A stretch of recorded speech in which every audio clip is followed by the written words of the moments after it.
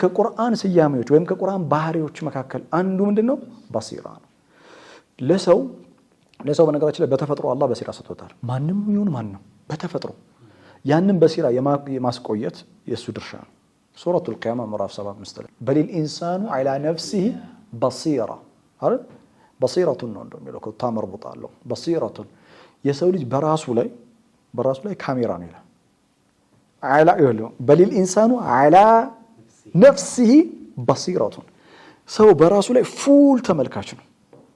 በራሱ ላይ ጥልቅ የሆነ መመልከት ነው ያለው። ለዛ ነው አንድ ቀንም እስማኤል ጠፍቶ አያውቅም ለራሱ። አንተ እኮ ጠፍተህ አታውቅም ለራስ ያለበትን ሌቭል ዩ ኖ ኢት። ነገር ግን ይሄ በሲራ ዲፕ ኢንሳይት ለሰው ልጅ የተሰጠው በሲራ በተፈጥሮ ፈአልሃማሃ ፉጁራሃ ወተቅዋሃ በጊዜ ሂደት ግን ሊጠፋብህ ይችላል። ኢትስ አፕ ቱ ዩ ኪፕ ማቆየት። ስለዚህ አሁን ውስጥ ያለውን በሲራ ውስጥ ያለውን በጥልቀት ነገሮችን የመመልከት አቅም በሰውነት የተሰጠ ፍሎሪሽ እንዲያደርግ እንዲያብብ ሌላ ምን ያስፈልጋል? ሌላ በሲራ ያስፈልጋል። እሱም ሪቨሌሽን ነው። ሃዛ በሳኢሩ ሊናስ። ስለዚህ ኑሩን አላ ኑር እንዳለ በሲረቱን አላ በሲራ አለ።